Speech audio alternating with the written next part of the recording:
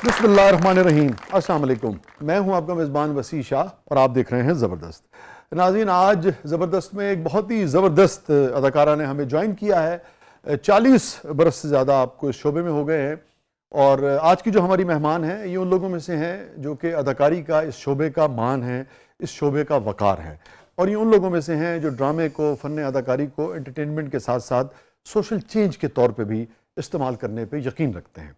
हमारे साथ मौजूद हैं, किसी तारुफ की मोहताज नहीं, one and only Rubina Ashraf साहिबा।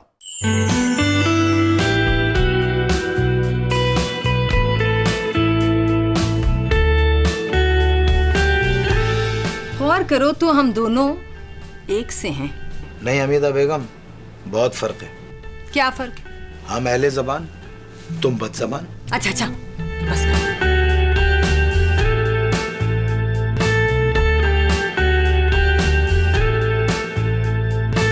एक बार फिर सोच लो, इसलिए कि जो बयान तुम दे रहे हो वो कानूनी शक्ल इख्तियार कर जाएगा, फिर उससे इनकार मुमकिन नहीं होगा।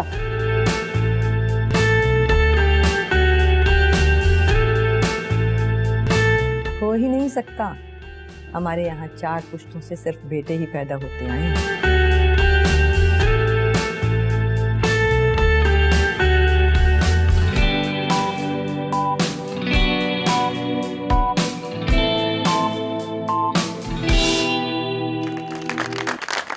Welcome to the show Rubina साहब।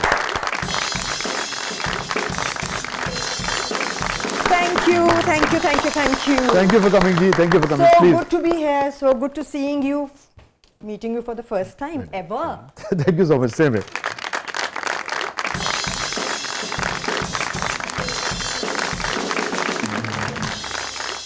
आपसे मिलके भी बहुत खुशी हुई बच्चे। मुझे भी बहुत खुशी हो रही है आपको देख के, आपसे मिलके। वैसे हैरानी की बात है सर कि आपने कोई 1,500 ड्रामा लिखा है। हाँ। आपने आज तक उनको नहीं कास्ट किया सर। नहीं। क्यों? ऐसा क्यों? मैंने किया है इनके लिखे हुए एक ड्रामे में काम। तो आप दूसरे राइटरों की तरह सेट पे जाते नहीं? यार ये बात हुई। हाँ, मैं मेरे ख्याल में जिंदगी में कभी सेट नहीं किया, बहुत कम। कैसा है तो फौरी कितने ले गया मैं। हाँ। यार वाकई तुम सही कह रहे हो। वो देखो नहीं, सही कह रहे, बहुत कम है ना। बहुत कम। लेकिन क्या कहने, थैंक मुझे यू घर मैम। से इजाजत नहीं होती थी।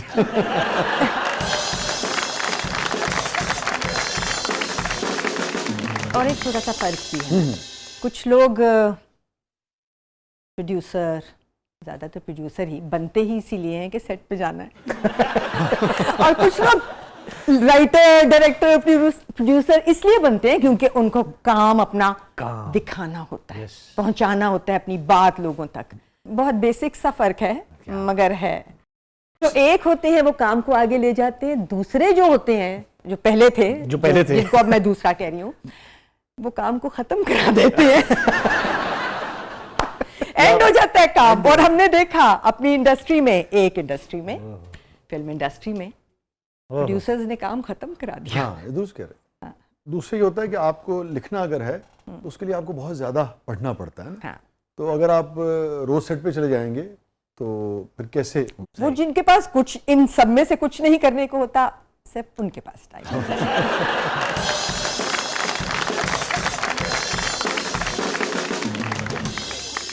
रूबीना साहब, ये बताइए, 40 बरस हो गए आपको अदाकारी करते हुए और 20 से ज्यादा प्लेज आपने डायरेक्ट किए। जी। रूबीना अशरफ के लिए ड्रामा अदाकारी सिर्फ एंटरटेनमेंट है या more than that? Lot more than that. मेरे लिए अदाकारी जब शुरू हुई थी तो चैलेंज था, जैसे कि होना ही चाहिए था कि मुझे समझना है कि ये क्या है। फिर एक दिन आया जब समझ ही आ गया। जब समझ आ गया तो फिर जैसे कहते हैं ना कि आपको ये काम आसान लगता है या मुश्किल, और जवाब किसी बड़े ने दिया था कि जब तक नहीं आता था तो आसान लगता था और जब आ गया है तो मुश्किल। जो हम जानते गए, हमने यही जाना कि कुछ भी जाना नहीं। एग्जैक्टली। अगर मैं आपसे पूछूं, इस सारे सफर में कौन से ऐसे प्लेज हैं जो आप समझती हैं जिससे आपको लगा कि अच्छा, मैंने इससे सोसाइटी में कुछ कंट्रीब्यूट किया? कहीं कोई एक आदमी, कहीं को 10 लोग, कहीं को 100 लोग, कहीं को 1000 लोगों ने शायद उससे कुछ सीखा हो, कुछ ज़िंदगी में तब्दीली आई हो उनकी, कुछ करने से रुक गए हों या कुछ करने की तरफ बढ़ गए हों वो देख के। Pasiana is one of those place जो मुझे लगता है कि हमारे यहाँ बहुत कम ऐसे कैरेक्टर्स लिखे गए हैं जिनमें प्रोफेशनल औरत और उसके प्रोफेशन की कहानियाँ, मतलब हम प्रोफेशनल औरतें दिखाते हैं लेकिन वो फिर होती हैं डॉक्टर, मगर कहानी उनके घर की है। एक बार फिर सोच लो, इसलिए कि जो बयान तुम दे रहे हो वो कानूनी शक्ल इख्तियार कर जाएगा, फिर उससे इनकार मुमकिन नहीं होगा। आज भी मुझे वो बच्चियां मिलती हैं जो कहती हैं कि हम पुलिस में हैं बिकॉज हमें लगा कि हमें भी पुलिस में जाना है, मुझे हमें होना है इस काम में। सो औरतों को एक एम्पावरमेंट इस तरह से आई और वो बहुत कमाल बात थी। सो मैसेजेस तो हर ड्रामे से हमने दिए हैं, but I think one of the strongest was पसे आईना का मैसेज। और कौन सा ऐसा जो आप समझते हैं भाई बहुत ही एंटरटेनिंग था? आई थिंक बाकी तो एंटरटेनिंग तो सारे ही होते हैं। Right now Iqtidar is very entertaining. अच्छा, वेरी गुड। इक़्तिदार तो हमेशा एंटरटेनिंग होता है। हाँ, इक़्तिदार इज वेरी एंटरटेनिंग। तकरीबन 40 बरस पहले आपने आगाज किया, आपने लाहौर सेंटर से भी बहुत काम किया। लाहौर सेंटर से शुरू किया। शुरू लाहौर सेंटर से। अच्छा, लेकिन शुरू में समझ नहीं आती थी कि रुबीना अशरफ कराची से काम करती हैं ज़्यादा या लाहौर से ज़्यादा काम करती हैं, तो आप लाहौर में रहीं या कराची से लाहौर आ गई? I was basically I am Lahorite. मैं लाहौरी हूँ, पंजाबी हूँ। हाँ जी, हाँ, पंजाबी के ड्रामे भी किए। उस जमाने में रीजनल हुआ करते थे और 80s में शुरू साहब का जुमला तो चुभा होगा आपको कि बदजुबान हो तुम।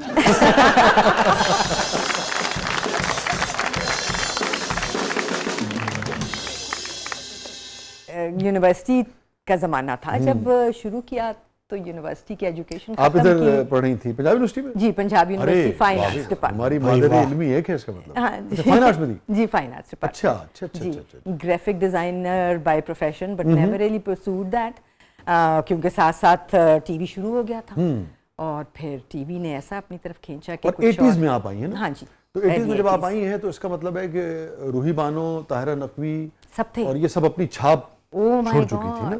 टेलीविजन बहुत बड़ा था उस बहुत वक्त, बड़ा था। बहुत बड़ा था और बहुत कमाल था। और हमारे जो लुक अप करने के लिए जो बार जो थी हमारी जो बहुत set हुई हाई थी, थी। बहुत हाई थी। मतलब उस्मा गिलानी, रूही बानो, खालदा खालदा रियासत, ताहिरा नकवी जल्दी चली गई दुनिया से, हाँ मगर जी, क्या बिल्कुल, बात। बिल्कुल। So many of them, and then the male actors, Kabir साहब, फिरदौस साहब, ख़याम सरहदी ख़याम साहब, सरहदी, yes। मतलब इतने नाम हैं कि एंडलेस हैं। फारूक जमीर इसका साहब, मतलब फारूक जमीर साहब, yes। फिरदौस जमाल, जिनके साथ मैंने अपना पहला सीरियल भी किया था, हजारों रास्ते। 80s में जब आप काम कर रही थी और अब जो आप काम करते हैं, ठीक है, अभी भी बड़ा बड़ा अच्छा काम होता है, उस जमाने में भी बड़ा बड़ा बुरा काम आता हाँ, होगा, हो उसमें जाता कोई था, शक- बिल्कुल। मगर हम ये देखते हैं कि हमने जिन लोगों के साथ काम किया, जब हम प्लेस करते थे तो हमें एक वाजे तौर पे ये नज़र आता था कि सबसे पहला ये सवाल होता था, ये सबसे पहले ये डिस्कशन होती थी, सबसे पहले ये पेश नज़र होता था कि इसका मकसद क्या है, वाई, एक क्या कंट्रीब्यूट कर रहे हैं आप सोसाइटी। अच्छा, उसको हिट होना है, उसको मकबूल होना है तो आप सरवाइव करेंगे, मगर वो प्रायोरिटी नहीं, प्रायोरिटी ये है कि आप इससे क्या कंट्रीब्यूट करने जा रहे हैं सोसाइटी में। ये उसी रेशो के साथ अब भी होता है या नहीं होता? नहीं होता। That's sad. उस रेशो के साथ चलो ना हो, मगर एक अच्छे रेशो के साथ फिर भी होना चाहिए। तो आपकी बात से मुझे लगा कि आपको ये गिला हाँ शाकी जी, के मुझे और बहुत कम मेरे रेशो जैसे होगा। बहुत सारे लोगों को ये गिला है कि जो मकसदियत जिसको हम कहते हैं वाला काम, और वो एंटरटेनिंग वो भी होगा, है जी ना? जी बिल्कुल होगा जी। ठीक है, उसके लिए आपको शायद वो पॉपुलर डिमांड ना मिले, शायद उसके लिए आपको उतनी अच्छी हिट्स, व्यूज़ ना मिले, रेटिंग ना मिले, लेकिन उसकी अपनी एक जगह है। और फिर आप कराची के होके रह गई, जी, फिर आप लाहौर क्यों नहीं आई? फिर मैं लाहौर आई, अभी आई हूँ। आती रहती हूँ। लाहौर मेरा शहर है, नहीं, मेरा लाहौर में घर आपने लाहौर काम नहीं में। किया ज़्यादा। लाहौर से काम कम किया, क्योंकि लाहौर से फिर काम वो ग्रेजुअली खत्म हो गया somehow। लाहौर में काम, लाहौर में काम उस दौर से खत्म हो गया हुआ है? नहीं, फौरन नहीं, मगर आहिस्ता आहिस्ता हम जितने में मैंने कराची में अपने आप को एस्टेब्लिश किया, कराची में बहुत सारा काम किया। पंजाबी तो नहीं भूली होंगी आप? पंजाबी प्रैक्टिस ही नहीं रही, तो पंजाबी भूली तो नहीं हूँ, मगर याद भी नहीं है। बोल नहीं पाती, याद भी नहीं है। लाहौर आपको माफ नहीं करेगा कभी इस बात? मैं खुद भी माफ नहीं करूँगी। मैम आपकी कुछ फ्रेंड्स जेलस होती थी आपसे कि तुम उस ड्रामे में बहुत खूबसूरत लग रही थी? मेकअप कहाँ से करवाती हो? कोई इस टाइप की कोई बात कभी किसी ने की हो? नहीं, मेरा ख्याल है अच्छा, जेलस। ऐसा कोई किसी ने बताया तो नहीं कभी अच्छा, कि जेलस। हाँ, हसद बताता थोड़ी है कि मैं हसद कर ऐसे रहा कोई बताता थोड़ी है कोई।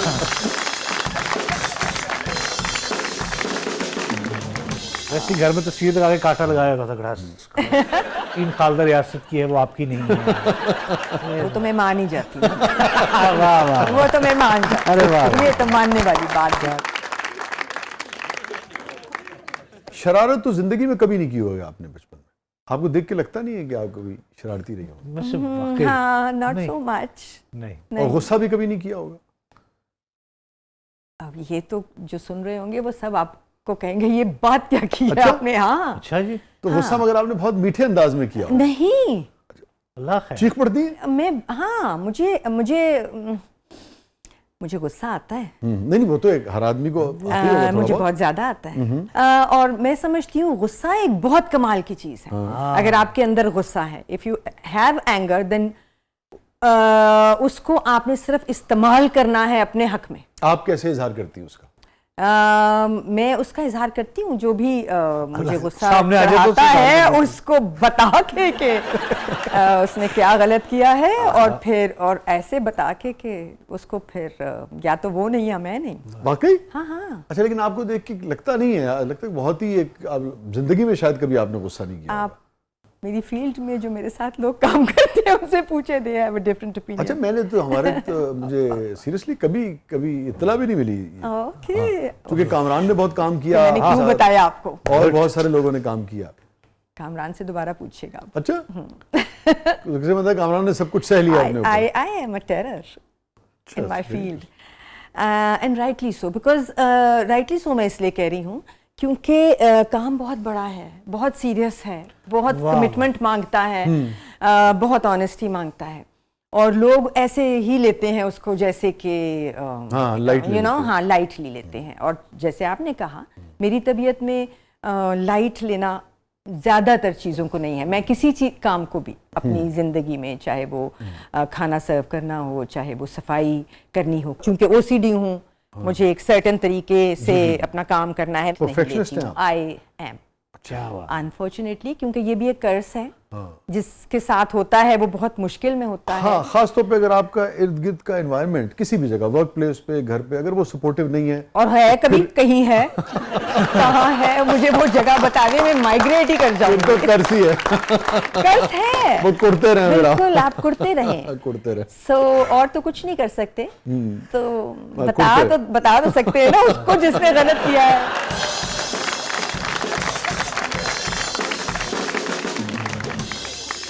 स्टे विद अस नाज़रीन। छोटे से वक्फे के बाद वापस आते हैं। हम एक परफेक्शनिस्ट से गुफ्तगू कर रहे हैं। हमारे साथ मौजूद है one and only Rubina Ashraf साहिबा। आप देख रहे हैं जबरदस्त। प्रोग्राम के अगले मरले में आपके लिए बहुत कुछ है।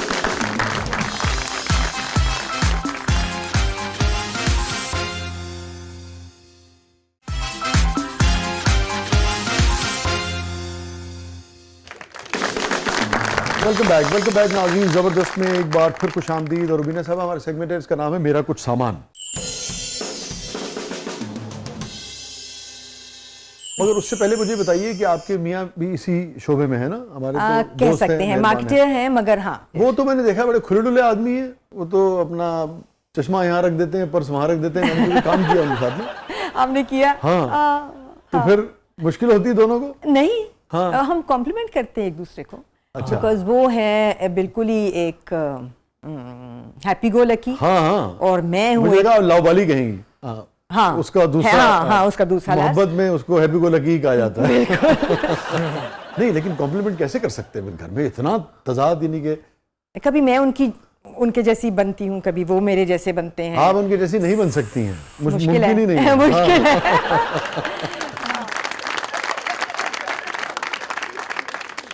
इसलिए नहीं बन सकती कि वो मैंने बताया ना, वो तो बहुत ही मूडी आदमी है। हाँ, मूडी हैं और फनी भी हैं। हाँ, funny भी है। बहुत लाइवली, बड़ा खूबसूरत बहुत आदमी lively है। है। बड़े शानदार आदमी। मुझे याद है या।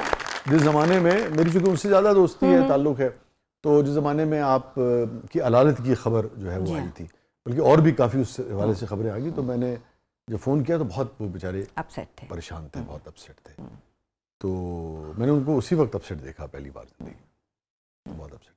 वैसे ये जो फिनोमेना आया है ये कितना डिस्टर्ब करता है? जैसे अब बेशुमार लोग उस वक्त बीमार थे और ठीक हो गए, मगर इस तरह की खबर चला देना किसी के हवाले से कि वो बीमार है मगर वो दुनिया में नहीं रहा, तो उसकी फैमिली है, बच्चे हैं, भाई हैं, उनको अभी हकीकत का पता नहीं है, उन तक जब वो खबर पहुंचती है तो क्या बीतती है? और ये सिर्फ इस लेवल पे नहीं है कि किसी की बीमारी के बारे में किसी ने ऐसा कहा हो, और भी बहुत लेवल्स पे ये सिर्फ अपना फ़ायदा उठाने वाली एक इनसेंसिटिविटी है लोगों में, क्योंकि आसान है अब बात को फैला देना सोशल मीडिया की वजह से, और हम हर वक्त लोगों से ये करते रहते हैं दरख्वास्त कि प्लीज़ ऐसे ना करें, इसका कहीं ना कहीं हिसाब होगा। ओह यस, हाँ, इसके लिए थोड़ा केयरफुल रहने की ज़रूरत है। सिर्फ अपने व्यूज़ बनाना जो है वो ज़िंदगी का मकसद नहीं होना चाहिए। आपको कितनी परेशानी ज़िंदगी में इसकी वजह से हुई और किस नौइयत की हुई?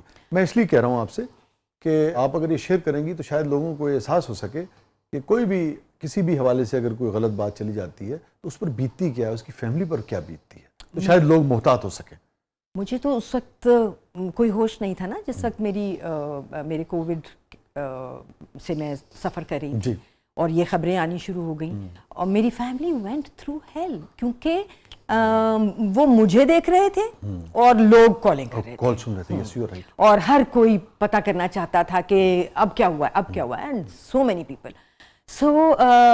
तो फिर वो हुआ कि फिर उन्होंने लोगों को बताना शुरू किया, और जाहिर है ध्यान उस जगह से हट गया जहां होना चाहिए था, और कोशिश की कि कहीं से खबर, वसीम बदामी साहब ने फिर एक क्लिप बनाया था और उन्होंने वो चलाया था सोशल मीडिया पे, सो थैंकफुल टू हिम, और उसकी वजह से लोगों तक सही खबर और सही सिचुएशन पहुंची। और वही बात है कि कुछ लोगों ने सिर्फ अपने फ़ायदे के लिए, सिजल करने के लिए। पाकिस्तान की मशहूर मारूफ अदाकारा रुबीना अशरफ साहिबा की सेहत के हवाले से बहुत सारी इत्तलात गर्दिश कर रही थी कि सोशल मीडिया पर उनकी ज़िंदगी के हवाले से बहुत ज़्यादा खबरें चलती रहीं। गलत खबर थी, झूठी खबर थी, कम से कम नरम लफ्ज़ ये करता हूँ कि उसको शर्म आनी चाहिए, शर्म करनी चाहिए ऐसे लोगों को। ये बहुत तकलीफ दे बात है, क्योंकि रुबीना आप देखिए, हम तो ड्रामे के लोग हैं, लिटरेचर के लोग हैं। आप ये देखिए, अगर किसी की फैमिली वाले को आप ये खबर यूँ पहुँचा दें तो इससे बहुत बड़ा हादसा किसी वक्त हो सकता है। बिल्कुल। कोई कमज़ोर दिल का आदमी हो या कोई रिश्ता ऐसा हो तो वो ये सोच के कि उसका प्यारा दुनिया से चला गया, वो खुद बेचारा दम तोड़ सकता है। तो आप बेसिकली जाने अनजाने में इक़दाम कत्ल के आप, और आप कैसे किसी से बगैर कंफर्म किए कोई भी बात ऐसी चला सकते हो, कोई भी, चाहे वो मतलब इतनी बड़ी बात ना हो किसी के दुनिया से चले जाने की, कोई भी बात हो किसी की पर्सनल, प्लीज उसको पहले कंफर्म कर लें, प्लीज उसको इन्वेस्टिगेट कर लें, फिर भले आप चलाएं। और अगर वो शख्स इजाज़त नहीं देता, फिर आपको कोई दुनिया की का कानून इजाज़त नहीं देता कि आप वो बात फैलाएं। सो बढ़े जनाब जादुई संदूक की तरफ चले जी। सारी ऐसी चीजें हैं, मैं एक्सपेक्ट नहीं कर रहा था कि आप ये भी खेलती हैं। वाकई वाह वाह वाह वाह। ये थी वो गेम्स जो हमारा बचपन था। जी जी। पिट्ठू, तो ये था बचपन हमारा, ये उसमें और भी बहुत सी ऐसी। और जब इसको जब खेलते थे ना, तो जो आप वाकई ऐसे खेलती थी? अब तो मुझे खैर हाथ भी नहीं याद तो है। आप माही मुंडा थी? हाँ, हम सारे उस जमाने में माही मुंडा ही होते थे, बिकॉज हमारा काम था कि खाना खाने के लिए घर आना है, और उसके अलावा जिंदगी गली में है। वाह वाह। वो क्या लोग भी अच्छे गलियां थी, लोग भी अच्छे थे ना। और रुबीना महफूज गलियां थी, है ना? हाँ, वाह वाह, क्या कहने। असल चीज ही यही थी। मुझे याद है, हमें अम्मी, हम देर से घर आते थे ना, मैं और मेरे भाई, तो हम तो खाना खाने आते थे बस घर, स्कूल जाते थे, घर आते थे, खाना खाते थे और भागना होता था। जिंदगी का मकसद होता था पिट्ठू खेलना है। बाहर लोगों ने आवाज दे देते थे ना दूसरे बच्चे, और हम चले जाते थे और हम खेलते रहते थे और भूल जाते थे कि घर जाना है। भूख नहीं लगती थी शायद इसीलिए, जब भूख लगेगी तो जाएंगे। तो फिर अम्मी हमें घर से निकाल देती थी। ये पनिशमेंट थी हमारी कि अम्मी जो है ना, वहीं जाओ जहाँ थे। हाँ, जाओ घर मत आओ, रहो बाहर ही, गली में ही रहो। तो हम जाते थे और हर गली में मकानों के बाहर वो थड़ियाँ कहते थे, थड़ियाँ जो बनी होती थी, उस पे हमारा धोबी बैठा होता था, अलादीन। वो बहुत प्यारा कैरेक्टर था हमारी ज़िंदगी का। हम बहन भाई आज भी उसको याद करते हैं। तो हम अलादीन के पास जाके बैठ जाते थे, उदास से, भूख लग रही है, घर जाना है, अम्मी आने नहीं दे रही, और फिर वो हमसे बातें करता रहता था अलादीन। और फिर थोड़ी देर बाद दरवाज़ा खुलता था और अम्मी कहती थी आ जाओ आप, और हम आ जाते थे। तो आप कौन सी, इसमें 2 गेम्स होती थी ना, एक होती थी वो कल्ली जोटा, यानी कि जिसको कहते हैं ना कि ऑड इवन, एक वो करते थे और एक वो करते थे जिसको वो उसमें फेंकते थे, वो जो तो वो खेलती थी। हाँ ये एक्शन था, ये मैं भूल गई थी कि हम कैसे खेलते थे। इस उंगली में हम इसे पकड़ते थे, and this is what we do, then वो एक टारगेट पे जाना होता था। और गुल्ली डंडा वगैरह भी खेला, मुझे लगता है आई लव्ड इट। ये तो बाकी खबर है। हाँ क्या होता था, बुच्चियाँ। हाँ उसको बुच्चियाँ कहते थे। बुच्चियाँ, हाँ वो होता ही था, मैं आपका भूल 1 2 3 4 5 वो क्या था? वो ये था, मैं बताता हूँ। 2 लोग हैं ना, जैसे मैं और आप खेल रहे हैं फॉर एग्जांपल। अब पहले कौन टर्न लेगा, तो उसका ये होता था कि आप उसको रखिए गुल्ली को, और डंडे के ऊपर आप बुच्चियाँ निकालिए। जितने नंबर, हाँ मैंने अगर 50 निकाली और आपने 55 निकाली तो फिर आपकी पहले टर्न। ये होता था, टॉस का एक तरीका था। टॉस का एक तरीका। क्या प्यारी और क्या मजा आता था ना जब सही स्ट्रोक लग जाता था। वो स्ट्रोक लगता था, वो ऐसी फील होती थी बाजू। हाँ ना, खेला है गुल्ली डंडा, है इसमें? जी जी जी जी जी। Okay, hello. ये तो फिर हमने सारी ही मेमोरीज एक साथ रिवाइव कर ली हैं। दिस इज द गिल्ली के गुल्ली क्या थे? गुल्ली और डंडा ये।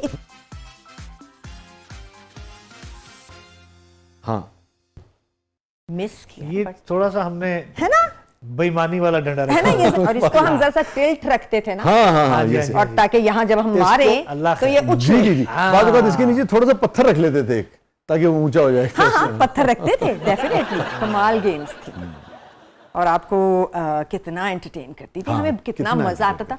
और आपको एक देती थी ना मोटिवेशन, कि इससे बेहतर करना है। इससे बेहतर। ये वाली स्ट्रोक जो थी ये सही नहीं लगी थी, अगली स्ट्रोक डेफिनेटली इससे बेहतर करनी है। आपने मेरे ख्याल पतंग भी उड़ाई होगी। पतंग तो उड़ाई है। हैं? पतंग भी उड़ा दी है। जमाने में सब उड़ाते थे पतंग, लेकिन थोड़ी डेंजरस गेम थी। अभी जब हम बहुत एंजॉय कर रहे थे कि इसको इस्तेमाल किया और बड़ा मजा किया, तो ये याद आया मुझे कि एक दफा स्ट्रोक तो रख के मारा था, बहुत खुशी भी हुई, मगर किसी के सर में बहुत जोर की लगी। वाकई? खून का फव्वारा सा निकला था। रियली? या इस लिहाज से हाँ मेरा ख्याल है ये थोड़ा सा डेंजर। अल्लाह, वो तो जब आपका प्ले देखता होगा बताता होगा कि उन्होंने मेरे सर पे गुल्ली मारी थी। नहीं, वो वैसे ही कोई रास्ते में से कोई राहगीर थे जो गुजर रहे थे, और रख के लगी थी उनके। कहा कुछ नहीं बेचारों ने, बस वो देखा एक बहुत खतरनाक नजर से। नहीं, आप कह रही कि खून का फवारा उसका मतलब कुछ नहीं बोला, निकला था उसके, निकला है खून, बहुत जोर की लगी थी, बहुत छक हुआ था। और उसने आपको कुछ नहीं कहा? नहीं, बेहोश हो गया था। थैंक यू जो भी वो थे।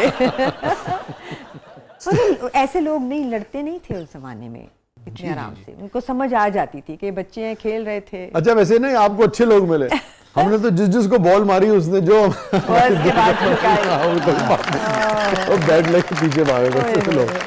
स्टे विद अस नाज़रीन, कहीं नहीं जाइएगा, छोटे से वक्फे के बाद वापस आते हैं। हमारे साथ मौजूद हैं one and only Rubina Ashraf साहिबा। प्रोग्राम के अगले मरले में आपके लिए बहुत कुछ है, आप देख रहे हैं जबरदस्त।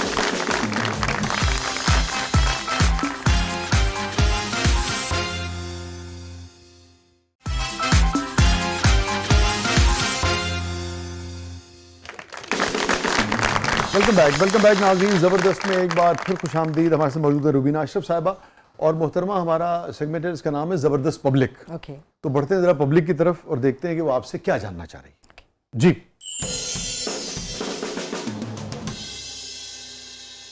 रूबीना साहिबा, आपकी मुस्कुराहट बहुत अच्छी है। सबसे ज़्यादा आपकी मुस्कुराहट की तारीफ़ कौन करता है, और कोई ऐसी तारीफ़ जो आज तक आपको भूली ना हो?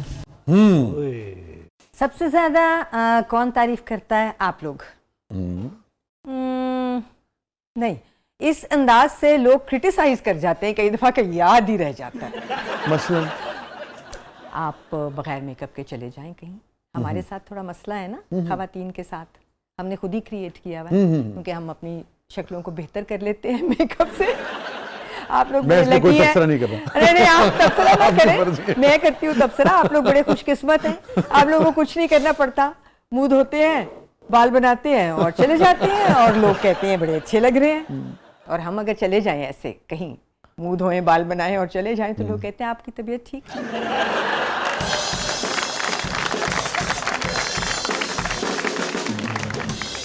बीमार है। टीवी पे तो मुझे किसी ने एक दफा कहा था, टीवी पे तो आप बड़ी अच्छी लगती हैं, ऐसे तो आप रह गई हैं। डोंट टेल मी, रह गई है। रह गई हैं, that was the words they used. पुरानी बात है बहुत। I was at the airport और मेरा नया नया एक बेटा जो है वो पैदा हुआ था उस वक्त, और काफ़ी मेरे बुरे हालात थे, क्योंकि जाहिर है आप उस वक्त एक छोटा बच्चा लेके ट्रैवल कर रहे हैं, एक बड़ा बच्चा आपके साथ है, आपको कहाँ होश है कि आप अपने आप, हाँ, आपको काम तो नहीं, आप घर से तैयार होके इतना नहीं आए। अपनी तरफ से तो मैं फिर भी हुई होंगी, ऐसा तो नहीं है कि मैं नहीं हुई हूँ। हाँ, मतलब जैसे एक डिसेंट वे में आदमी निकलता है, मगर बड़ा ब्रूटल था। आज तक याद उसके बाद नहीं कभी मैंने कोशिश की बगैर तैयार हुए कहीं जाने की। इतना जजमेंटल, इतना फिक्रमंद क्यों होते हैं कि आप कैसे लग रहे हैं, आप कैसे लग रहे हैं, ठीक है जैसा भी लग रहा हूँ यार, तो मैं इससे क्या लेना देना है। और आप खुद सोचें कि टीवी पे हम बहुत तैयार होके आते हैं ना, तो जिंदगी में हम नहीं होंगे वैसे तैयार, तो आप थोड़ा सा, शायद अब थोड़ी सी आदत भी हो गई है लोगों को, क्योंकि अब वो सेलिब्रिटीज को देखते रहते हैं आम जिंदगी में भी, तो शायद इतने क्रिटिकल ना हो। मगर एक जमाना था जब कम कम नजर आते थे लोग, तब शायद उनको धचका बहुत ज्यादा लगता होगा। कुछ तो होगा ना, उनका भी दिल टूटता होगा देख के। कहते हैं ना, जिनको आप खास तौर पे बड़े पर्दे पे देखते हैं, उनको जिंदगी में ना देखें तो बेहतर है। एक वो भी और ये भी कि क्योंकि जिसको वो बहुत फर्क लगते हैं। जिसको इस काम को आप एडमायर करते हैं और उससे भी बाज़ औक़ात ये होता है कि मिलने पे आपको मायूसी होती है, उनके रवैये की वजह से हो जाता है, हो जाता है। और मुझे याद आ गया, अंडरस्टैंडेबल। यस, मेरा एक शेर था कि कितना अच्छा था मुलाकात ना होती तुझसे, कितना अच्छा था मुलाकात ना होती तुझसे, तेरे बारे में मेरी राय बहुत अच्छी थी। वाह वाह, क्या बात। 30 साल तो हो गए होंगे इस बात को। हाँ जी। तो हम सबको हमेशा अच्छी बात करनी चाहिए, किसी से मिले तो अच्छी बात करें, क्योंकि बुरी बात लोगों को 30-30 बरस तक तकलीफ देती रहती है ना। बिल्कुल सही बात है जी। रबीना साहिबा, जब आप काम कर रही थी, आपके पसंदीदा 3 मेल अदाकार कौन थे? उनके मुकाबले पे 3 अदाकार आज कौन है? ये अहम सवाल है। 3 बहुत कम है, बहुत थे उस वक्त भी, ठीक है, आज भी बहुत हैं। सो अब 3 बताना शायद गलत हो। हम यूं कर लेते हैं कि कौन से 3-4 लोग आपको जो भी बला के इस वक्त मेरे दिमाग में उस जमाने में, हाँ, जी, उस जमाने के, जैसे कि आबिद साहब, आबिद अली साहब। क्या बात। और मैंने पहला ड्रामा जब किया था तो मेरे साथ उसमें थे फारूक ज़मीर, फिर मुनव्वर सईद साहब, आज भी बेहतरीन काम कर रहे हैं, और Firdous Jamal of course, so many of them, और आज भी इसी पाए के जिन्होंने इनको, मैं ये नहीं कहूँगा रिप्लेस किया, मगर ये कि भी हाँ उसी लेवल की अदाकारी या उसके आगे पीछे कर रहे हैं, वही पोटेंशियल है। Fawad Khan, I am a fan of Fawad, very good. ना सिर्फ बहुत अच्छा काम करते हैं, जब भी जहाँ भी खड़े होते हैं उस जगह को बना देते हैं, साथ के लोगों के लिए बार रेस करते हैं अपने क्राफ्ट से। So absolutely. फिर नए बहुत कमाल लोग हैं, और मैं ये मानती हूँ कि लड़के जो हैं ना, वो तो बहुत ही ज़्यादा स्टनिंग काम कर रहे हैं हमारी फील्ड में, उनका रेशो ज़्यादा है। बिलाल अब्बास हैं, अभी फहद मुस्तफ़ा ने किया है काम बहुत अरसे बाद, बहुत अच्छा कैरी किया, मेस्मराइजिंग, बहुत अच्छा, उम्दा कैरी किया था। Mikaal Zulfiqar has always been a favourite, मेरे साथ उन्होंने मेरी डायरेक्शन में भी काम किया और बेहतरीन किया, उनका लेवल ऑफ कमिटमेंट बहुत कमाल है। हाँ, मिकाल भी सारे कमाल के लोग। और ख़वातीन में कौन सी ऐसी लड़कियां आई हैं इस वक्त फीमेल्स में जो उसी पाए की अदाकारी करती हैं? बहुत हैं।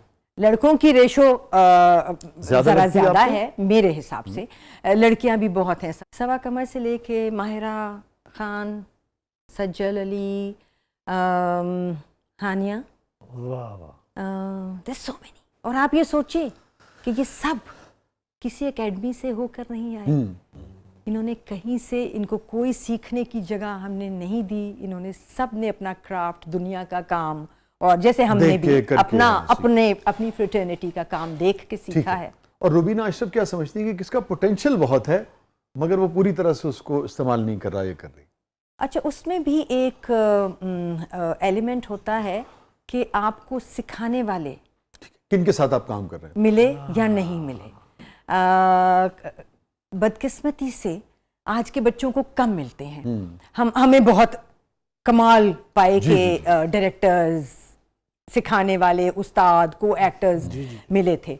हमारे बड़े बहुत शानदार थे और बच्चे स्क्रिप्ट्स ऐसे होते थे कि वो पढ़ के ही आप दैट ऑल्सो। हाँ, कितना हमारे कुछ सीख बच्चे इस लिहाज से थोड़े से बदकिस्मत हैं क्योंकि हम वैसे बड़े नहीं हैं जैसे बड़े हमें मिले थे। हमारा कसूर है इसमें, उनका इतना नहीं है। बहुत सारे बच्चे हैं जिनमें इतना पोटेंशियल नज़र आता है कि आपको एक छोटी सी जगह जब वो पकड़ते हैं तो आपको अंदाज़ा होता है कि वो बहुत कमाल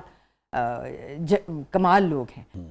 बट अनफॉर्चुनेटली वो जगह नहीं। I can not name anyone right now क्योंकि ये ज़्यादती होगी, लेकिन नए बच्चे बहुत सारे। किसके काम ने आपको चौंका दिया हो कभी, मेल और फीमेल जो नए हैं, कि यार ये बहुत ही बैनुल-अक़वामी लेवल की परफॉर्मेंस है, कमर्शियल प्ले है मगर क्या परफॉर्म किया है। बहुत सारे लोग चौंकाते हैं मुझे। नादिया अफगन हमेशा चौंका देती हैं अपनी परफॉर्मेंस से।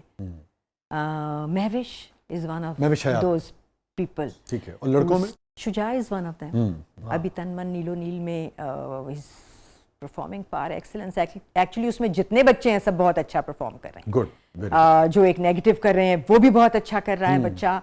जो शुजा के दोस्त बने हैं, he is also performing very well. That's one of my favourite place right now. Very good.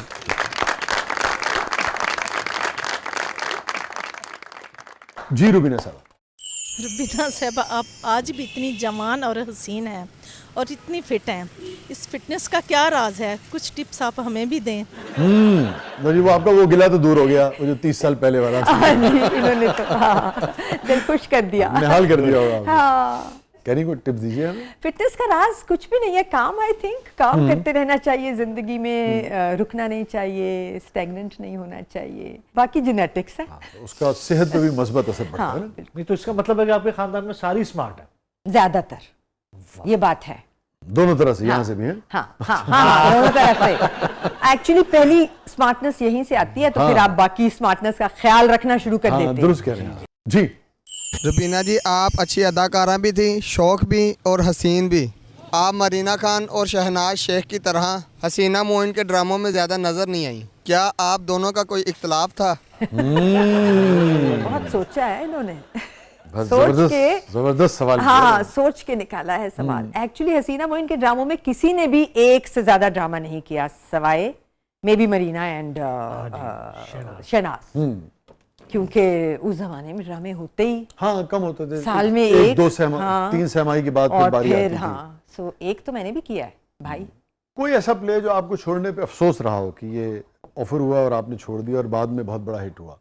नहीं, मेरा ख्याल है ऐसा कुछ भी नहीं हुआ कभी। ऐसा नहीं, मैंने ज्यादातर जो प्लेज नहीं किए वो जब चले भी तो मुझे लगा कि ठीक ही किया अच्छा ही किया कि नहीं। कौन सा प्ले, कौन सा काम आपका तारिक साहब को सबसे ज्यादा पसंद रहा? भाई रुबीना तुमने कमाल कर दिया। बताया नहीं कभी। वाकई? हाँ। कभी तारीफ नहीं की उन्होंने? बहुत कम। तारीफ में बहुत कंजूस हैं। आई थिंक अक्सर मर्द होते हैं।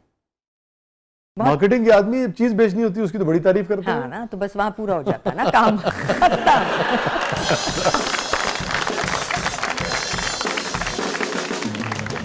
Stay with us, नाज़रीन कहीं नहीं जाइएगा। और रुबीना अशरफ साहिबा का गिला ये है कि तारिक साहब जो है वो तारीफ नहीं करते। सारी दुनिया तारीफ करती है रुबीना साहिबा की काम की, मगर तारिक साहब नहीं करते। जी हाँ, अब शायद सीख लें। अब शायद सीख लें ना इसके बाद। और जिधर से तारीफ आनी चाहिए वहां से आ नहीं रही। स्टे विद अस, कहीं नहीं जाइएगा नाज़रीन। छोटे वक्फे के बाद वापस आते हैं। हमारे साथ मौजूद है मैंने ओनली रुबीना अशरफ साहिबा। आप देख रहे हैं जबरदस्त।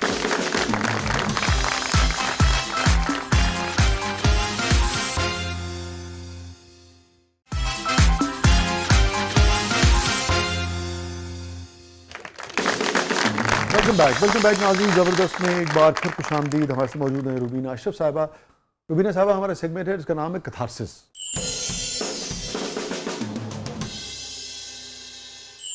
Any regret in life? Quite a few. एक तो मुझे ये बहुत रिग्रेट है कि तारिक ने कभी मुझे फूल नहीं दिए। हालांकि तारिक को होना चाहिए। हाँ, यही मैं कहना चाहता हूँ, उनको होना चाहिए, उनको तो गिल्ट होना चाहिए। उनको गिल्ट होना चाहिए, रिग्रेट होना चाहिए और सुधर जाना चाहिए। हाँ। मगर मुझे फूल बहुत पसंद है। ये हम फरवरी से पहले चला रहे हैं? नहीं, फूल तो कभी भी दिए जा सकते हैं। हाँ, फरवरी का इंतजार हर क्यों? वक्त। हाँ हाँ, और मुझे फूल बहुत पसंद है। Yes. और मुझे अच्छा, और जिनको फूल पसंद होते हैं उनको अच्छा लगता है कि कोई और उनको फूल दे, वरना मैं अपने लिए फूल हर वक्त खरीद सकती हूँ, जो कि मैं खरीद भी लेती हूँ। तो ये तो खैर on a lighter note, but I do feel at times कि जिंदगी जैसे गुजारी वैसे ही गुजारनी चाहिए थी या फर्क गुजारनी चाहिए थी, क्योंकि हम इंसान हैं और हमें ये पता है कि हमें ज़िंदगी से चाहिए हैं कुछ चीज़ें।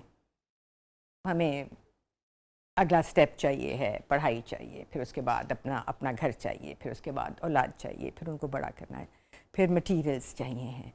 हम उस की ख्वाहिश में काफ़ी सारा वक्त लगा देते हैं और फिर एक वक्त आता है जब हम ये सोचते हैं कि लाइक आई डू नाउ कि कहीं पीछे रुक जाना चाहिए था, काम को थोड़ा और कम कर देना चाहिए था, घर को थोड़ा और ज़्यादा करना चाहिए था। क्या मेरे घर की बेहतरी इसमें थी कि मैं किसी एक वक्त पे ये तय कर लेती, जो मैंने अब किया है, कि मुझे ज़िंदगी से एज इन मटीरियल्स जो चाहिए था वो है मेरे पास और मुझे इससे ज़्यादा कुछ नहीं चाहिए। जो आ रहा है उसमें भी मैं ज़रूरी नहीं कि हर चीज़ की तरफ हाथ बढ़ाऊँ, मगर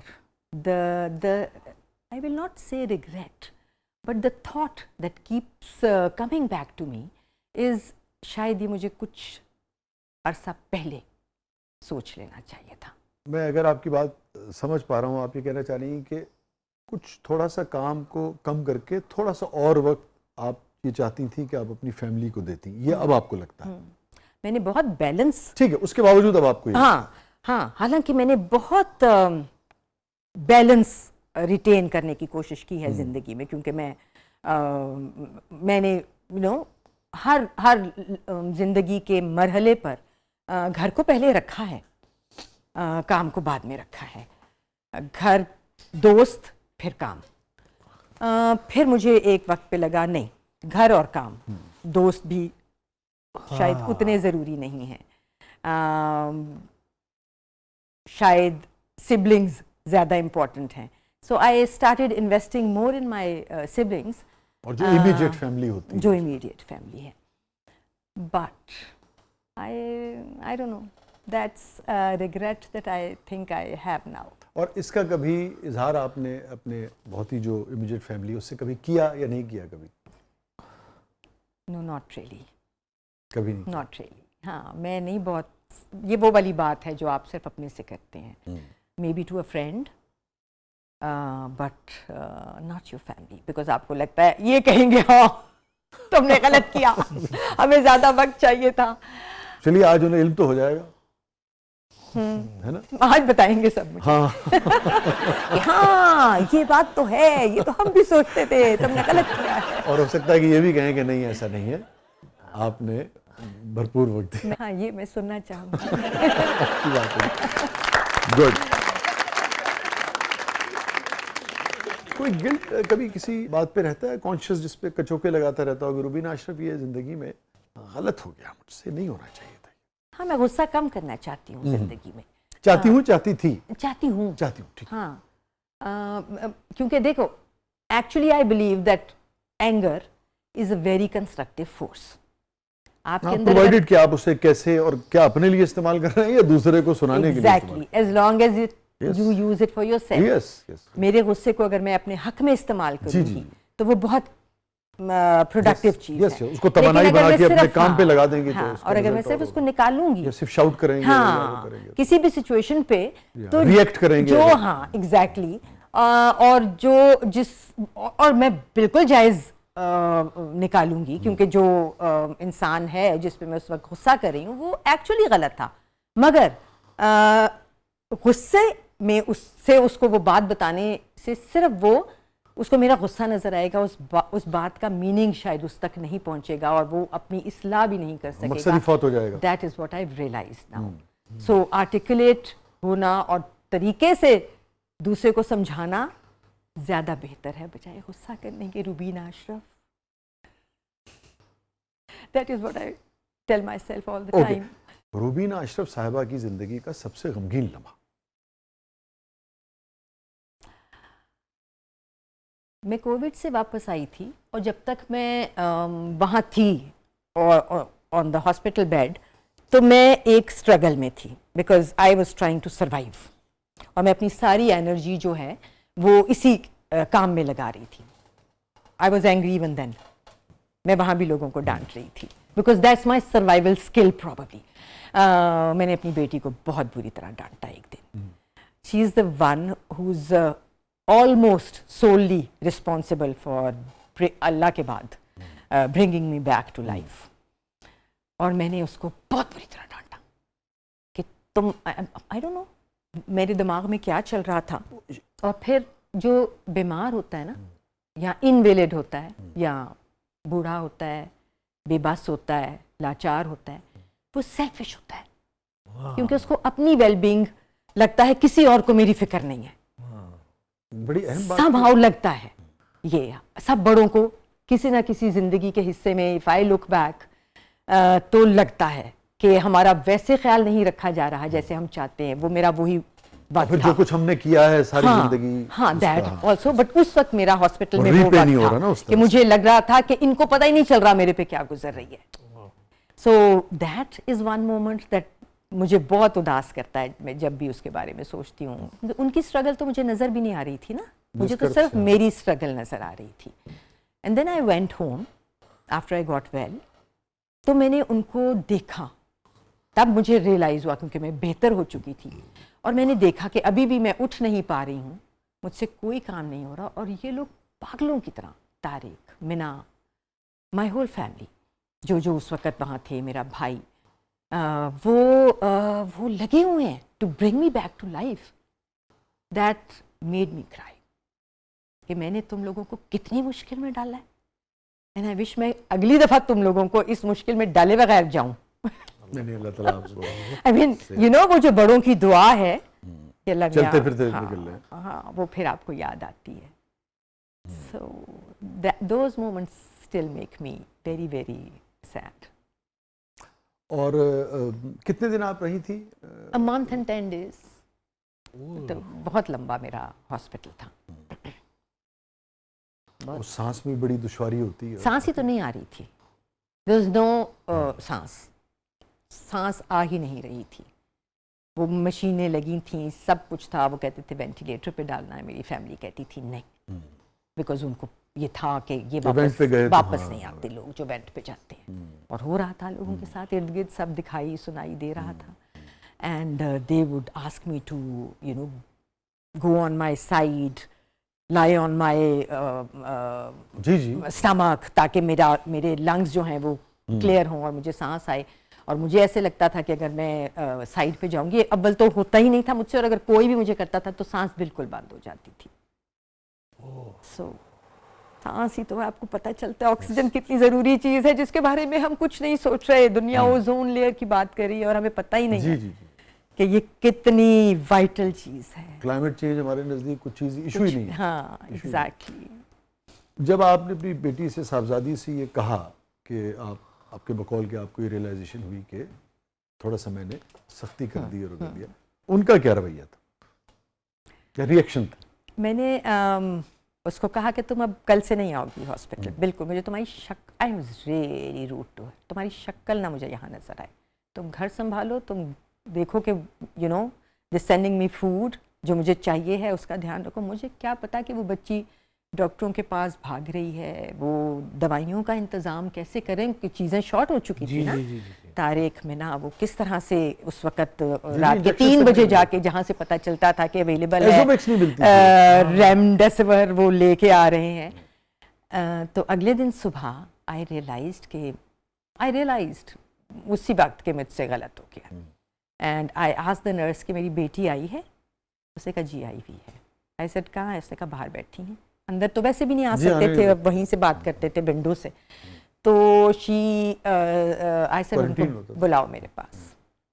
तो वो बहुत देर गुजर गई, फिर नर्स आई, मैंने बेल बजाई। तो ऐसे आपको कहा था बुला दें मीना को, आपने बुलाया नहीं। शी सेड जी मैंने उनको बता दिया था। आई सेड उनको कहें दोबारा जाके कि अम्मी बुला रही हैं। सो शी केम, ऐसे जी अम्मा, मैंने कहा आपको बुलाया था, आप अंदर क्यों नहीं आई? तो आपने मुझे मना किया था कि शक्ल ना दिखाना। So that was heartbreaking. I don't know उसको क्या लगा होगा, but मैं आज भी सोचती हूँ मैंने क्या किया। So that was a sad moment. I hope मैं कभी किसी के साथ ऐसे ना करूँ। हम अगर ये रिश्ता ऐसा है कि कुछ भी कहें वो ठीक हो जाता है।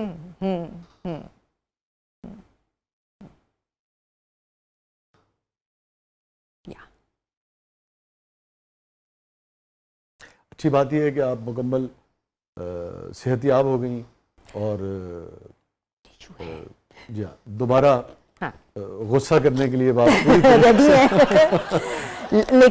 लेकिन अब रियलाइज करती हैं कि गुस्सा नहीं करना, गुस्सा नहीं करना, हाँ, तरीका बदलना है। ओके, ये फरमाइए कि हैप्पीएस्ट मोमेंट रुबीना अशरफ साहबा की जिंदगी का। Happiest quite a few. मुड़ के देखिए सबसे ज्यादा जो याद सब मैं बहुत एक खुश इंसान हूँ और बहुत आसानी से खुश हो भी जाती हूँ। और खुश रहना चाहती हूँ, खुशी की खोज में रहती हूँ। सो मैं ढूंढ लेती हूँ। जब मैं ज़रा सी भी उदास होती हूँ तो मैं फ़ौरन सोचती हूँ कि क्या चाहिए मुझे इस वक्त इसको बदलने के लिए। ये तो ओसीडी की वजह से है। ये भी ओके ओके जी डॉक्टर साहब ठीक है। अगर मैं आपसे ये पूछूं इस सारे सफ़र में सबसे ज़्यादा किस इंसिडेंट पे आपको अफसोस रहा कि उस दिन मैं बहुत ज़्यादती कर गई थी गुस्से में? एक दफ़ा गाड़ी में मैं जा रही थी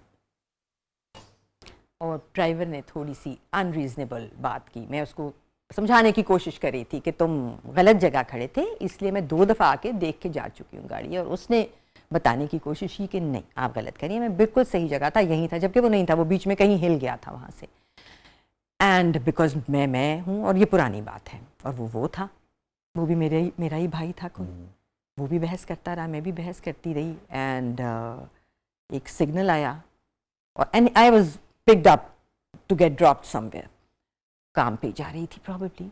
सो I open the door and I said चला आप फिर तू गाड़ी। हाँ, दरवाज़ा खोल दिया, सिग्नल पे रुका था, मैंने कहा अब चलाओ चलाओ गाड़ी। तुम बदतमीजी कर रहे हो तो मैं तो उससे ज़्यादा कर सकती हूँ, मेरा गुस्सा काफ़ी ख़तरनाक है। उसे नहीं चलाई, वो खड़ा ही रहा, हॉर्न वॉर्न बजते रहे। I got out of the car and I left. पता नहीं कौन सी जगह थी, मुझे कहीं और जाना था। And I got out of the car, side पे खड़ी हुई, फ़ोन किया उनको कि यहाँ भेजो गाड़ी दोबारा। सो या माई एंगर हैज़ no limits. हमसे तो आप नाराज नहीं हुई ना? No, I've mellowed down with time.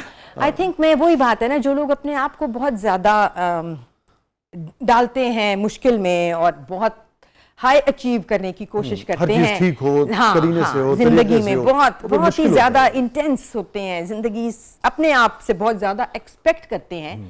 They get into anger management के इश्यूज, क्योंकि वो गुस्सा उनको ज़्यादातर अपने ऊपर होता है। So, वो निकल गलत जगह पे जाता है। So I think that is the philosophy of gussa, क्योंकि सो चिल करें, वो एक्चुअली इतना आसान है, easier said than done. Chill करना चाहिए कभी ज़िंदगी में, ये लफ्ज़ अच्छा है। सबसे तल्ख तरीन याद? इन सारे सवालों से लोग अगर अपने ही जवाब सोचें तो ये उनको पूरा जर्नी उनकी ज़िंदगी का समझ आ जाएगा, ऐसे ही उसका गलत उसका सही सब समझ आ जाएगा। सो आई रिमेम्बर हम सब बच्चे हैं ना, और हम एक हद तक अपने माँ बाप के फरमाबरदार रहते हैं, फिर हमारी अपनी ज़िंदगियाँ शुरू हो जाती हैं, और फिर जब हमारी अपनी ज़िंदगियाँ शुरू हो जाती हैं तो हम एक घबराहट और एक मुश्किल में होते हैं। और कई दफ़ा हमारे माँ बाप जो बहुत कमाल लोग होते हैं, वो हमसे बात करते हुए हिचकिचाते हैं, क्योंकि उनको पता होता है ये वर्कड अप हैं, ये अपनी ज़िंदगी में फंसे हुए हैं और मैं कहूँगा कुछ तो शायद मुझे अच्छा जवाब ना मिले। I remember my mother saying once to me कि मैं तुमसे बात करने से डरती हूँ कि मुझे पता नहीं है तुम क्या जवाब दोगी। प्रॉबेबली मैं स्नैप करती होंगी उस वक़्त, क्योंकि मेरे बच्चे छोटे थे, मैं अपनी किसी घबराहट का शिकार होंगी, may be not a very happy person at that particular moment. That phrase stayed with me. वो मेरी सबसे तल्ख याद है। आई विश कि मैं किसी तरह वो बच्ची होती जिसकी माँ ये ना कहती। और आई विश हर बच्चा वैसा बच्चा हो जिसको कभी उसका कोई पेरेंट ये ना कहे कि मैं तुमसे बात करते हुए डरता हूं कि पता नहीं तुम क्या जवाब दोगी। It scares me now. मैं इस बात पे जिस फराखदिली के साथ आपने ये बात शेयर की, इस पे तहसीन भी करूंगा, आपका शुक्रिया भी अदा करूंगा, बिकॉज मैं पूरे यकीन से कह सकता हूँ। माफी दिलवा दें अम्मी से, बाकी कुछ ना करें। है आपके पास में आपकी बात शेयर करने से लोग इससे यकीन बहुत सीखेंगे। हाँ, नहीं सीखेंगे हम, बिकॉज दैट्स द जर्नी। नहीं, फर्क तो पड़ता है रुबीना, कहीं ना कहीं थोड़ी देर को ही सही, मगर बदलाव आता है, लोग सीखते हैं। अब मेरे पास वक्त नहीं है, वरना मैं आपको बता सकता था कि अपने इवन जिस ज़माने के प्लेस की आप बात कर रहे हैं, मैं बाकायदा बता सकता हूँ कि हमारी शख्सियत को शेप अप करने में किस किस जुमले का, किस किस प्ले का, किस किस मॉरल वैल्यूज़ को किस तरह से बयान किया, उसका कितना हाथ था। तो लोग सीखते हैं। मैं नहीं समझता कि लफ्ज़ जो हैं वो सहरा में गुम हो जाते हैं, आवाज़ गुम हो जाती है, कहीं ना कहीं उसका असर होता है। मेरा ये बिल्कुल बहुत जानतदारी से, बहुत ही सच्चाई से, मैं ईमानदारी से समझता हूँ। हाँ, कितना होता है, किस पर होता है, ये इसकी कोई डेटा, कोई रेशो हमारे पास नहीं है। तो शुक्रिया। बाकी वो अम्मी से माफ़ी तो आप मांगती हूँ रोज़।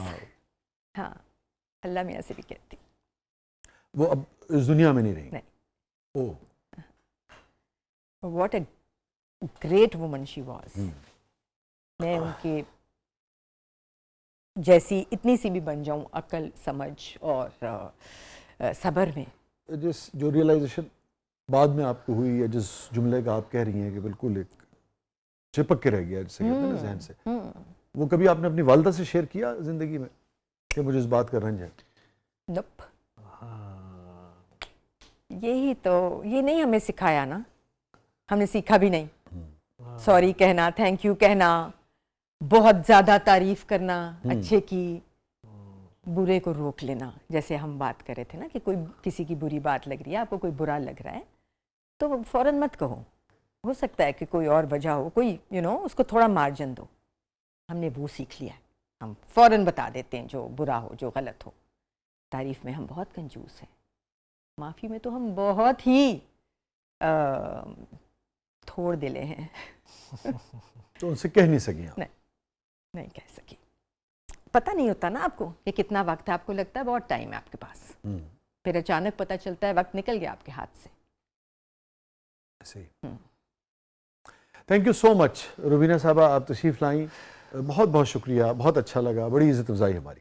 Thank you. Thank you so much. ये तो कोई और ही किस्म का शो था, कहाँ से शुरू किया और कहाँ ले गए।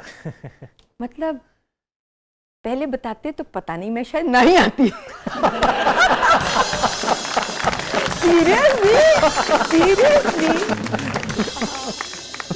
मुश्किल था ये आखिरी सेगमेंट पे, जो आप कह रहे हो कि लोगों के लिए है ये, कि उनको भी पता चले कि ये सब सवाल अपने आप से पूछने, अपनी मेमोरी में रिफ्रेश करने ज़रूरी हैं। हम भूल जाते हैं, हम नहीं सोचते। बिल्कुल दुरुस्त कह रहे हैं। देखिए ना, वक्त निकल जाता है। यही इसकी अहमियत। हाँ। आई होप आप रिग्रेट नहीं करेंगी इंशाल्लाह। या I hope not. So again thank you so much Rubina, बहुत बहुत शुक्रिया, आप तशरीफ लाई। Thank you. और एक फायदा ये भी होगा, आप देखिएगा जैसे ही चलेगा ना, वो शाम या अगले दिन तारिक भाई जो है ना फूल लेके आएंगे आपके। हाँ ये जरूरी है। शर्त लगाओ नहीं रहेंगे। नाज़रीन, ये था आज का जबरदस्त, और फूल का जिक्र हुआ है तो उसने बालों में जो एक फूल लगाया हुआ है, उसने बालों में जो एक फूल लगाया हुआ है, बाग का बाग उसे देखने आया हुआ है। उसने बालों में जो एक फूल लगाया हुआ है, बाग का बाग उसे देखने आया हुआ है।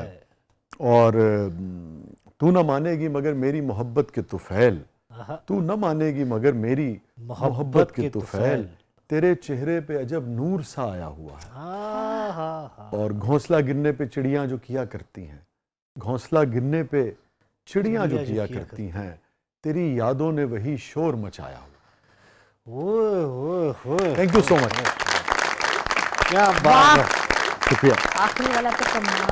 थैंक यू सो मच नाज़रीन, ये था आज का जबरदस्त। अपने फीडबैक से हमें आगाह कीजिएगा, इजाज़त दीजिए, अल्लाह हाफ़िज़।